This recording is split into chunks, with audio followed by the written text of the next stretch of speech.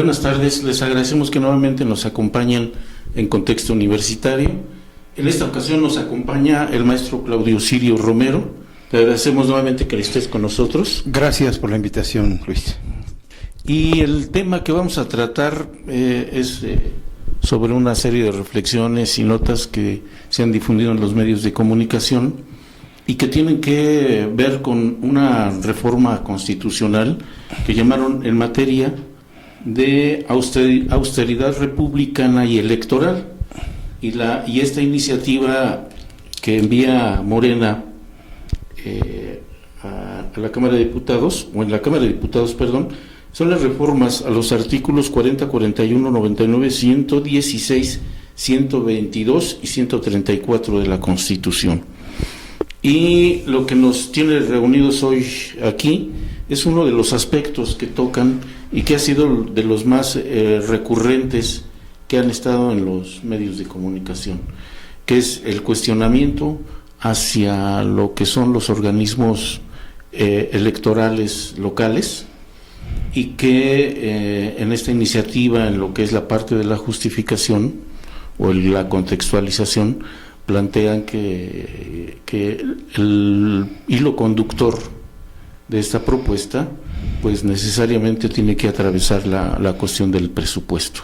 Entonces, de entrada se considera que tanto el INE como los organismos locales se exceden en los gastos para la preparación de un proceso electoral. Entonces, se hace primero, y es lo que hoy nos reúne con Claudio Sirio, es sobre los organismos locales. Y ya cuando tocan el punto de los organismos locales, hacen un recuento de cuánto presupuesto se les destina en 2018 y la propuesta de 2019. Y aunque se retoma desde el 2014, con la reforma que se hizo y el surgimiento de estos organismos, se plantea que el gasto que se hace ha ido en un constante aumento, pero que no se ha justificado en qué se gastan los organismos locales todo este dinero que se les está otorgando. Lo plantearon en esos términos, ¿sí? Se lo están gastando, en qué no sabemos exactamente. Y yo quisiera que pudieras comentarnos, Claudio, en este aspecto de los organismos públicos, los organismos locales, ¿cuál es su función para poder para poner orden? ¿Cuál es su función dentro de un proceso electoral? Claro que sí, Luis, pero si me permites antes, a mí me gustaría un poco contextualizar el asunto rápido, en un minuto, es que estamos en una coyuntura política donde hay una mayoría, digamos, progresista, representada por Morena, tanto en la Cámara de Diputados como en la Cámara de Senadores, que nos obliga a pensar nuevamente en que tiene que haber una reforma electoral que desde la literatura, sobre todo cuando Ernesto Zedillo se encontró era el presidente de la República, se dio a conocer el concepto y se hablaba de una reforma definitiva, pero en la literatura electoral no se trata de una reforma definitiva, no quiere decir que es la última y ya se acabó, sino de que se plantea en la literatura, insisto, que una reforma definitiva es una reforma radical.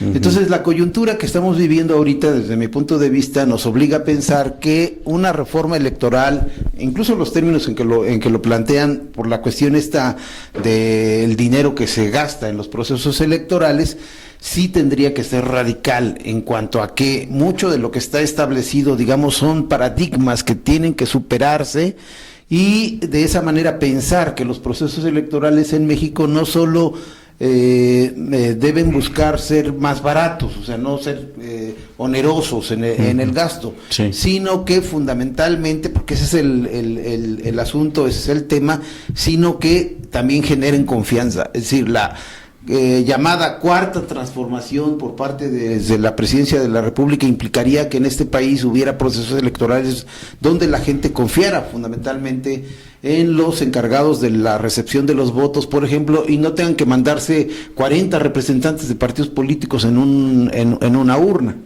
En ese sentido es que también me parece, ya un poco enfocándonos a tu pregunta, y también me tardo un minuto en ello, es que la forma de organización y el sistema administrativo de las elecciones en nuestro país, que hay que decirlo con mucha claridad porque muchos hablan de sistema electoral como si fuera el conjunto de todos los procedimientos para realizar una elección, y no. También, nuevamente, la literatura nos indica que la organización y la administración de los procesos electorales es una cosa, el sistema electoral es otra. El sistema electoral no es otra cosa más que el hecho de cómo los votos se transforman en curules. La administración y la organización electoral es lo que se fue encareciendo en nuestro país a raíz de 1988, sobre todo de del eventual fraude del que se habló mucho del PRI hacia Cuauhtémoc Cárdenas en aquel año. Obligó a que se empezara a invertir más dinero, por ejemplo, en el padrón. El padrón electoral es de las instituciones más caras del mundo en materia electoral. ¿Nos da confianza? Pues sí, quizá, ¿no? Si pensamos en la gente que puede ir a votar en las últimas elecciones en Puebla, pues como que no nos da mucha confianza. Entonces, la cuestión es que la última reforma crea un sistema híbrido entre que el INE y los organismos públicos electorales locales van a actuar, digamos, por decirlo así, de manera coordinada, sobre todo por la cuestión esta de que se empiezan a programar las elecciones de manera concurrente, es decir, que cuando haya elecciones locales también habría federales. En teoría, el OPLE solo se tendría que encargar de la cuestión de las elecciones locales, ¿sí? El INE se encarga de las elecciones federales. Lo que realmente estamos viendo, por lo menos en los dos procesos electorales federales concurrentes con locales que hemos señalado, es que en realidad hay una subordinación de los OPLES con respecto al INE. Yo decía, y con esto de alguna manera lo dejo así como para ver qué tanto pueda provocar algo más importante como un debate, es que incluso pues, puede llegar hasta un barrendero del INE, ¿sí?, a un consejo local, un consejo distrital o un consejo municipal del OPLE de Tlaxcala y dar órdenes. Así ¿A ese grado? A ese grado, yo lo he planteado de que casi cualquier funcionario puede llegar y decir, a ver, aquí está el formato para que lo llenen de esta manera. Y el consejo distrital o el consejo municipal puede decir, no, nosotros ya acordamos otro formato. Y entonces el funcionario del INE dice, no, pero este es el formato que tienen que llenar porque es un formato a nivel nacional. Entonces, el OPLE de alguna manera en la práctica se subordina porque si no llena ese formato que te está ordenando la instancia central, pues entonces tu proceso electoral puede ser en un momento impugnado. No sé si me explique. Sí. A lo mejor es muy radical que diga que un barrendero llega a dar órdenes, pero sí, un funcionario del INE de menor nivel que un consejero distrital nombrado por la instancia correspondiente pueda tener más poder. ¿Qué es lo que se tendría que pensar entonces en estos términos? ¿Qué de los órganos que, valga la redundancia, organizan y administran los procesos electorales tendría que modificarse de manera radical para que, como ya lo había comentado y lo hemos dicho antes, Luis, para que las elecciones no sean tan caras como lo son ahora en nuestro país? Y dos, para que realmente recuperen la confianza de los ciudadanos y haga precisamente que por esa confianza, ¿sí?, no que se abaraten, sino que ya no digamos, malgaste el dinero público, porque finalmente es dinero público, el dinero de todos en nuestros procesos electorales. A ver, dos cosas. Una cuestión que me llamó la atención es esa subordinación. Sí. Pero lo planteas en un sentido, ¿por qué de subordinación a subordinación? No en un sentido positivo, en donde tienes que obedecer a toda una estructuración de una institución y que lo vemos como una necesidad que hubiese diversas niveles de subordinación. Aquí lo que planteas es que es una subordinación, que es un mal de origen, y dos, que no es una subordinación en el sentido positivo, de que cualquier estructura o institución que haya, siempre tiene que haber una subordinación. Claro. Porque son tareas de mando, tareas de operación y la de hasta abajo, que es fundamentalmente la forma en que se hace. Pero no es una subordinación positiva. No, porque, digamos, aquí el tema que aparece es el del federalismo. Sí, es decir, sí. de cómo los soples representan, por decir así, la idea de que el federalismo mexicano está funcionando. Pero no es así. Es decir, pueden ser órganos propios de la entidad, pero por ejemplo los nombra el INE. Entonces ahí tú dices, sí. bueno, ahí ya hay un cuestionamiento En a ese primer federalismo. lugar, sí. Y luego, cuando ya se están organizando las elecciones, nuevamente, la organización y la administración de las elecciones hace que en la práctica estos órganos, que supuestamente son órganos federales, ¿sí?, de las entidades Sí. públicas, por la cuestión de la administración y de la organización de las elecciones, se vean subordinados. ¿Qué tanto esto, Luis, como una subordinación positiva sería, digamos, si lo pensáramos así? Bueno, pues los procesos electorales se homogenizan, inventando formatos nuevos ni nada, ¿no? Podría parecer. Pero el otro es, bueno, entonces, ¿para qué tengo una instancia municipal y una instancia distrital colegiada de ciudadanos, ¿sí?, o sea, de no militantes de partidos políticos, para supuestamente organizar y administrar las elecciones, si en la práctica no ocurre? Esta idea ha hecho que se vea que efectivamente los que no funcionan son los soples, y por lo tanto, de manera muy simplista, desde mi punto de vista, los quieran eliminar, cuando en realidad se trataría de ver qué de esos soples, y qué también del INE, ¿por qué no plantearlo así?, es tan valioso como para recuperarlo. Y esa es un poco la propuesta, la idea que yo manejo desde hace tiempo, y realizar un proceso de fusión de los soples con las instancias locales del INE para tener una sola instancia electoral que permita que no se gaste más dinero o no se derroche el dinero como hasta ahora lo estamos haciendo. Ese solo es un tema, porque el otro es el de los partidos. Si los partidos también se llevan mucho dinero público. Entonces, aquí un poco es, bueno, primero quieren los diputados, sobre todo la mayoría morenista, corregir esto, entonces que no lo manejen de manera simplista, que no digan hay que desaparecer los soples, ¿no? Que digan vamos a crear un solo órgano electoral. Y mi idea es que tendría que ser un proceso, yo calcularía, de 3 años de fusión entre los soples y las instancias locales del INE, para tener finalmente lo más valioso de ambas instancias, que sí lo hay. Nada más que muchas veces pues preferimos la comodidad de decir, no, esto no sirve, lo quitamos, ¿no? Sí, e inclusive, bueno, una acotación, el año pasado que todavía participé como consejero en el INE, me tocó una experiencia en una casilla. Llegó una supervisora del INE a dar órdenes a la supervisora del OPLE. Del OPLE. Sí. Y entonces se armó una confrontación, que tuvimos que llegar y decir, bueno, a ver, sí, porque se es supone simplemente ponernos de acuerdo, no es que a ver quién ordena a quién. Claro. Porque las dos supervisoras decían, pues es que esta es una elección local a la que yo estoy trabajando, y la supervisora del INE decía, bueno, pues es que te tienes que esa experiencia sujetar. es buena, Luis, en el sentido de que la capacitadora del OPLE diría, no, pero espérate, es que el federalismo, la soberanía de Tlaxcala, el órgano electoral, etcétera. Claro. Y tiene razón. Y la otra diría, no, pero la organización electoral, así vienen los lineamientos a nivel nacional y todo lo tenemos que hacer de esa manera, porque si no alguien nos puede impugnar. También tiene razón. Entonces lo que estamos viendo nosotros es un conflicto de dos organismos que están realizando prácticamente la misma tarea cuando no se requeriría. Sí. Pero nuevamente yo insisto, ¿por qué pensar que una reforma electoral radical, insisto, definitiva, como se maneja en materia electoral, tendría que necesariamente de pensar de manera simplista, vamos a quitar a los soples? No, ¿por qué no lo planteamos al revés? ¿Por qué no quitamos al INE?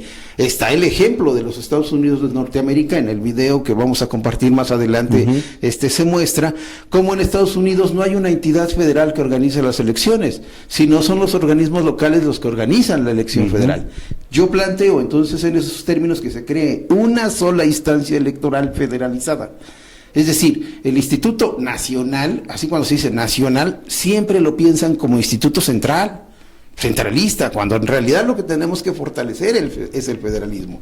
Entonces, los OPLES tendrían que ser las instancias, por decirlo así, electorales. Digamos, el Instituto Tlaxcalteca de Elecciones tendría que ser finalmente el organismo que organice las elecciones, valga la redundancia nuevamente, locales y federales, pero bajo procedimientos administrativos. Desde un punto de vista mío particular, es que ya están bien elaborados por el INE. Por ejemplo, padrón electoral.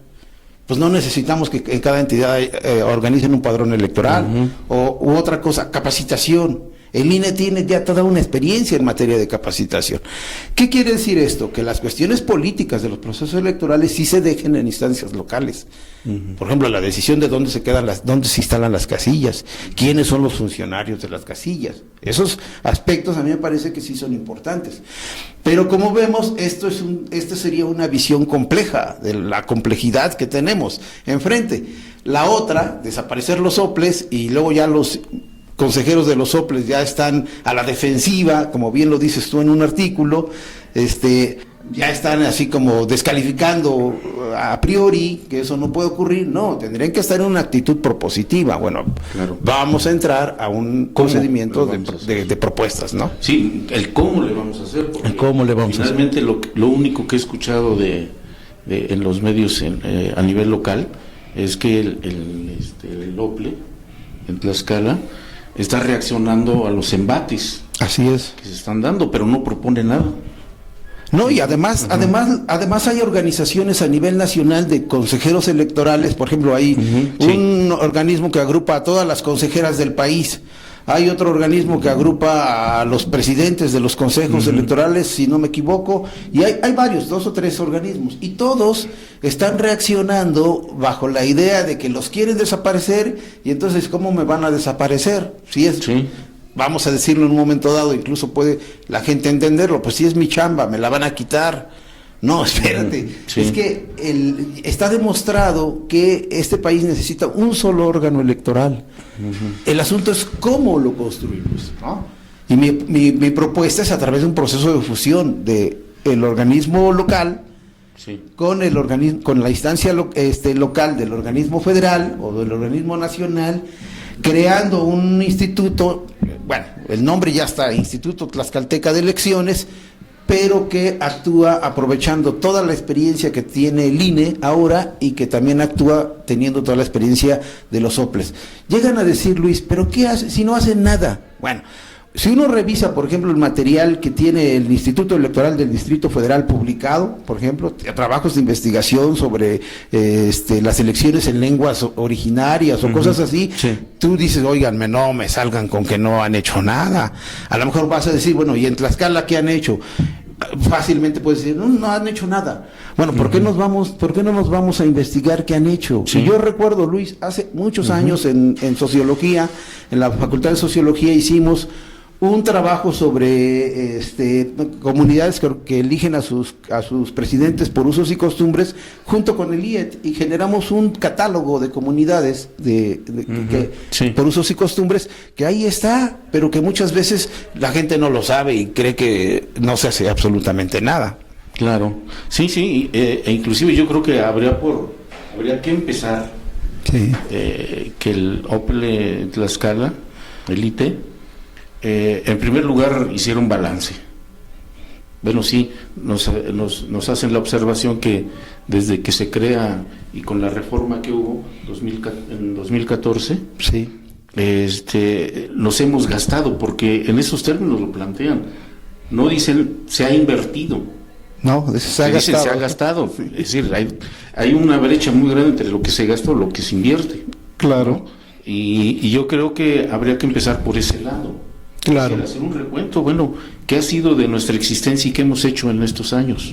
Sí, incluso eso también se puede hacer en el INE, y nosotros hemos realizado, por lo menos yo he revisado 2 trabajos desde nuestra materia en sociología, donde hemos demostrado, la doctora Edith Salazar, que ha sido parte del Consejo Local del INE, el doctor Gustavo Alberto González Guerrero y un servidor hicimos en el 2009 un ejercicio precisamente para revisar cuál era el funcionamiento y qué realmente aportaban los consejos distritales del INE. Sí.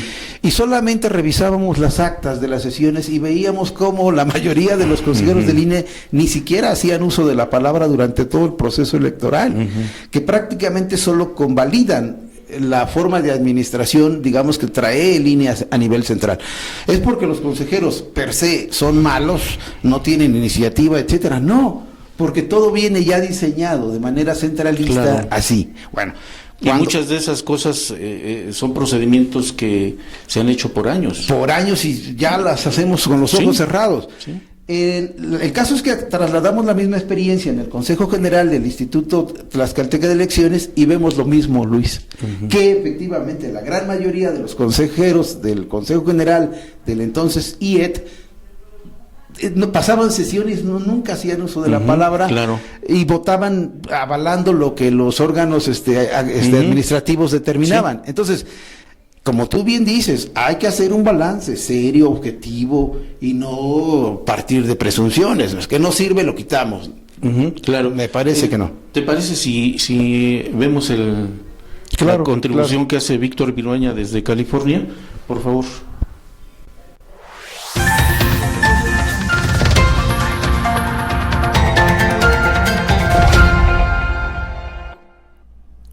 En los Estados Unidos, las elecciones, incluyendo las federales, se organizan localmente. Miles de funcionarios municipales son los responsables de organizar y conducir las elecciones, registrar electores, certificar la elegibilidad de los candidatos, diseñar las boletas, contratar a los trabajadores temporales para la época electoral, hacer el conteo y certificar los resultados. No existe una entidad federal que organice las elecciones. Solo una pequeña oficina llamada Comisión Federal Electoral, que tiene un presupuesto de apenas $79 millones y cuya función es la de transparentar la lista de donadores financieros a las campañas. Todas las personas, empresas y organizaciones que donen más de $200 a un político en campaña aparecen en una base de datos que es accesible a todo el público. El hecho de que cada municipio y cada estado sea responsable de la organización de las elecciones hace caótico el seguimiento de candidatos y propuestas, ya que, salvo la presidencial, la fecha de las elecciones es diferente en cada estado, y no solo eso, sino la forma de registrarse, de votar y contar los votos también es diferente en cada estado. En la mayoría de los estados, el candidato que tenga más votos es el ganador. En otros, como Georgia, tienen un sistema de doble vuelta. En Maine se vota por más de un candidato para asegurar que uno de ellos tenga más del 50% de los votos. Mientras que en Washington y California se eligen los puestos de elección popular en una elección conocida como la ley de la jungla, pues se eligen entre muchos candidatos, incluyendo 2 o más del mismo partido, y en el estado de Luisiana, por su tradición francesa, se tiene un sistema electoral europeo.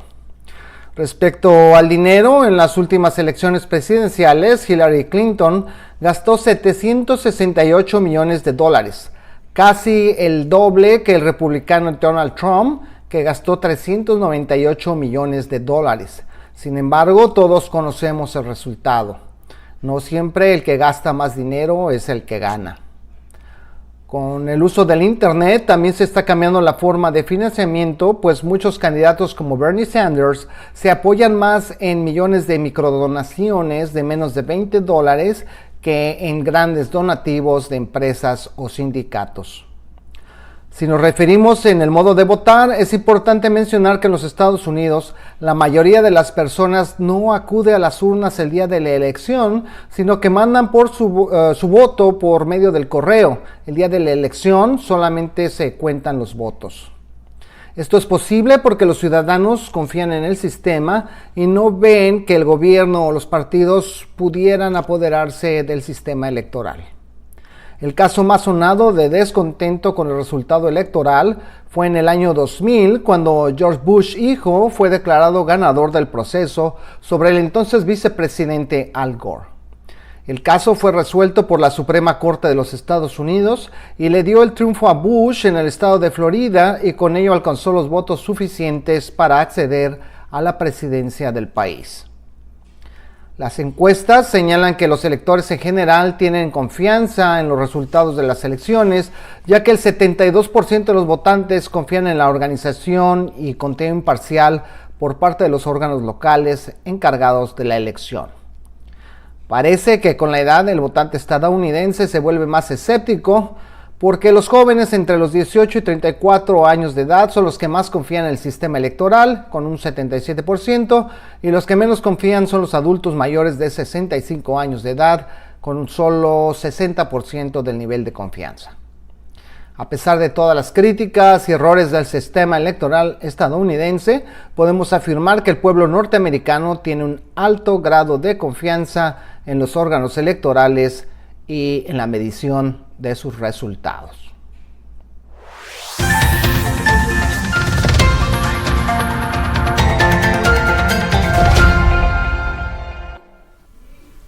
Bien, regresamos y después de haber visto esta contribución que hace Víctor Virueña, yo creo que se convierte la discusión en algo muy interesante, ¿no?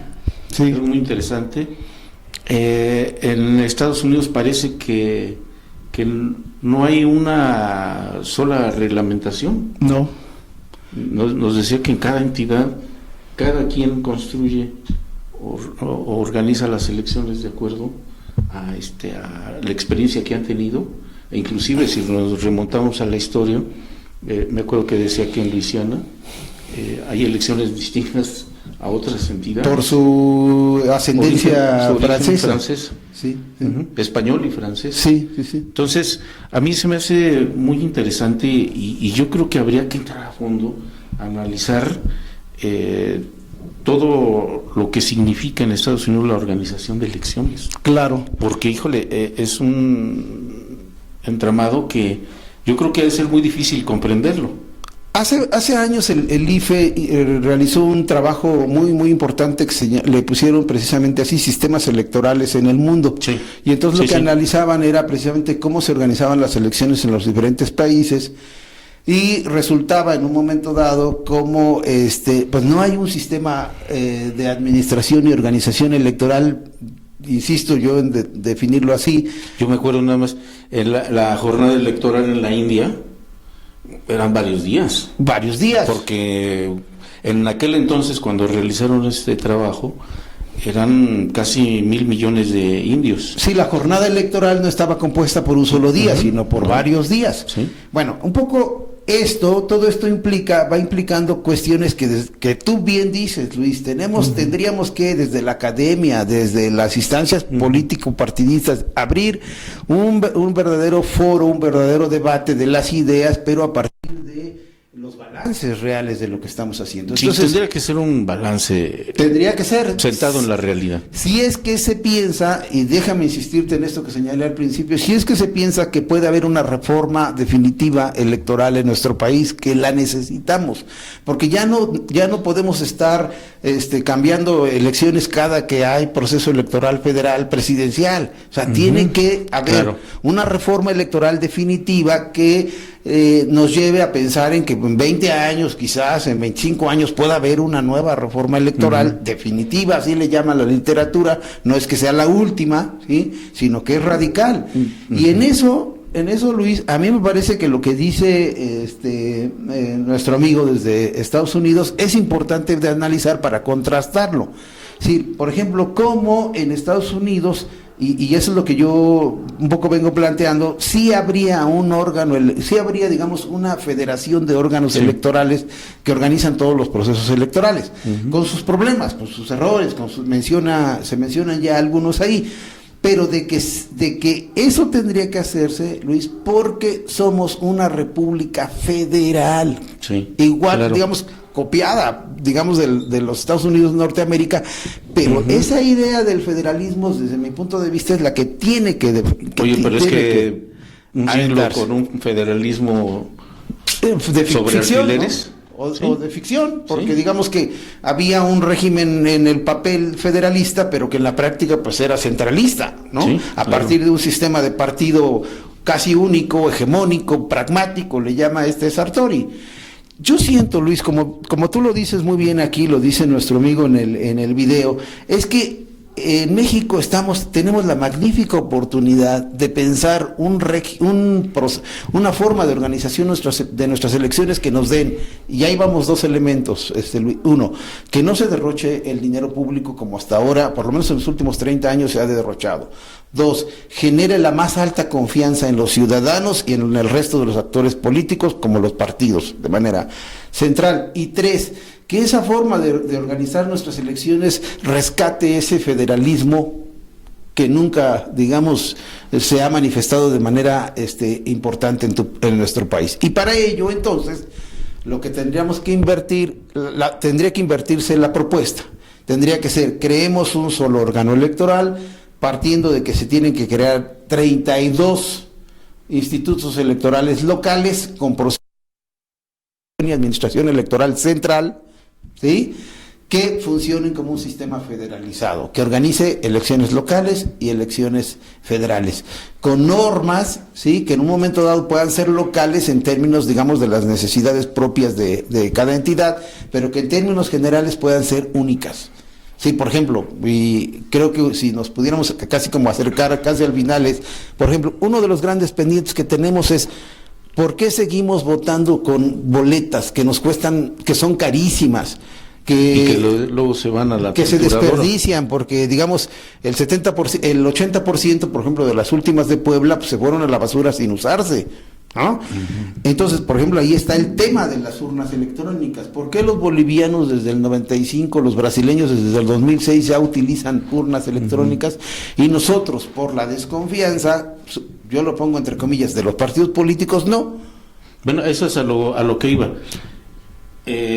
Yo considero que es necesario discutir propuestas como la que tienes, pero si siempre estamos partiendo de la desconfianza como el elemento que va a ser fundamental para las reformas que se han dado, si partimos de la desconfianza no vamos a llegar a ningún lado. Claro, pero ha sido un relato que los partidos políticos, todos, hay que decirlo, sí, nos han vendido. Dicen, es que los ciudadanos no tienen confianza en los procesos electorales. No, los que no tienen confianza al proceso electoral son ellos mismos, los partidos políticos, pero nos los quieren endosar a nosotros.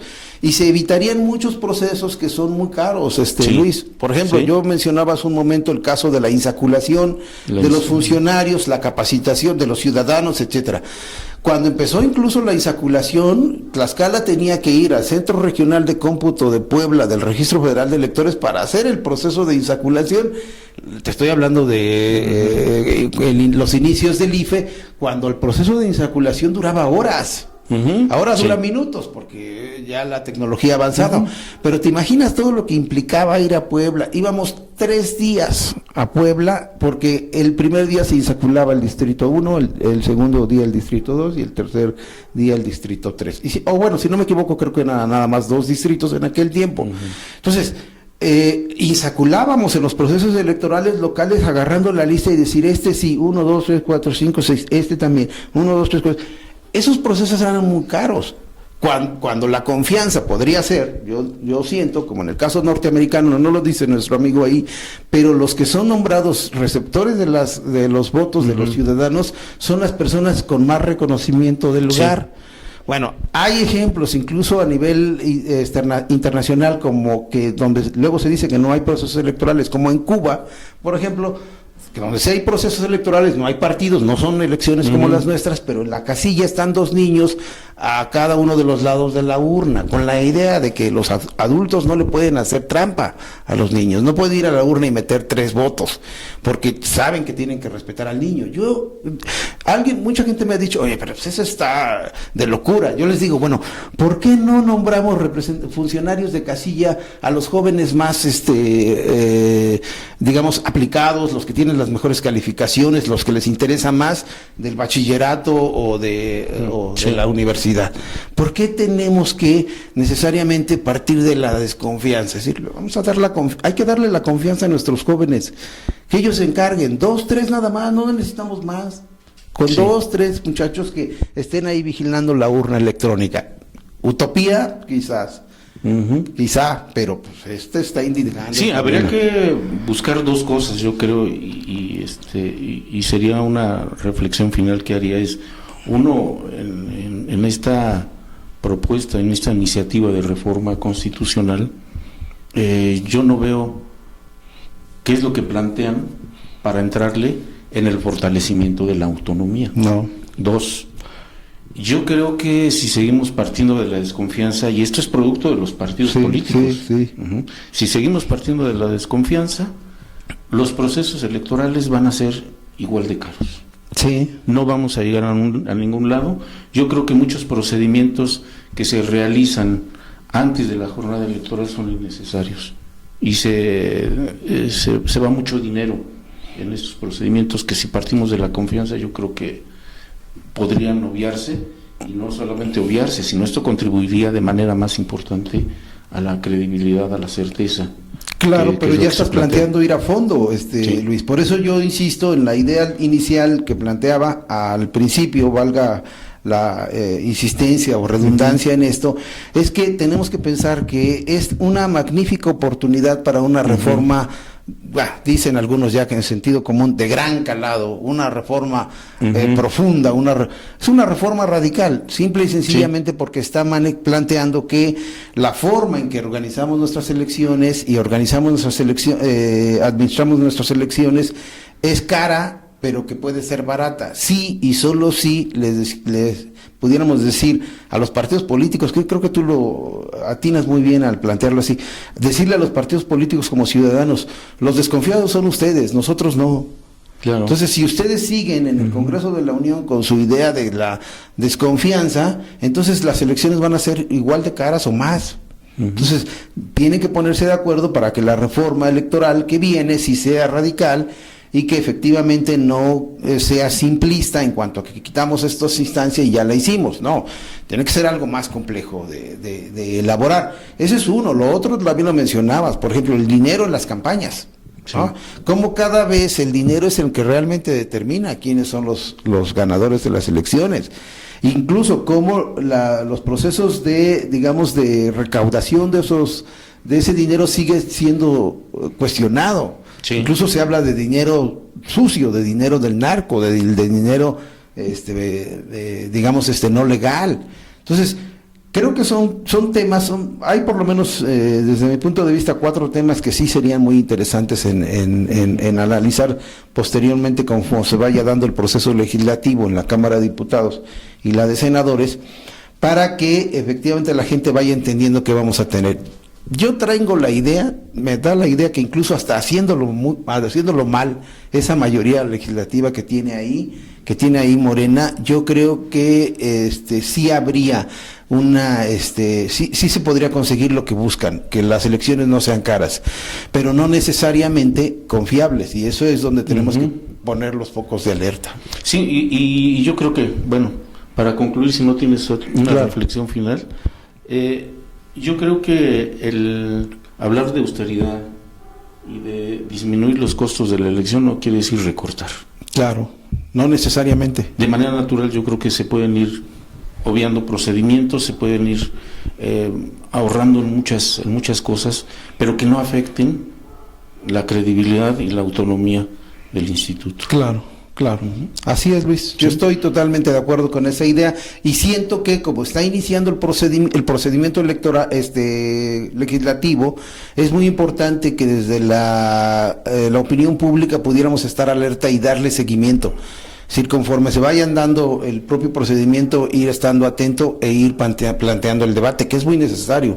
Aquí no se trata de decir yo tengo la razón, se trata de decir yo lo veo de esta manera, otra persona lo ve de otra manera y finalmente cada quien decide. Sí. Bueno, así es. Claudio, te agradezco mucho. Gracias que nuevamente estés con nosotros y yo creo que fue muy fructífera esta charla y les agradecemos mucho que nos hayan acompañado en contexto universitario nuevamente. Muchas gracias.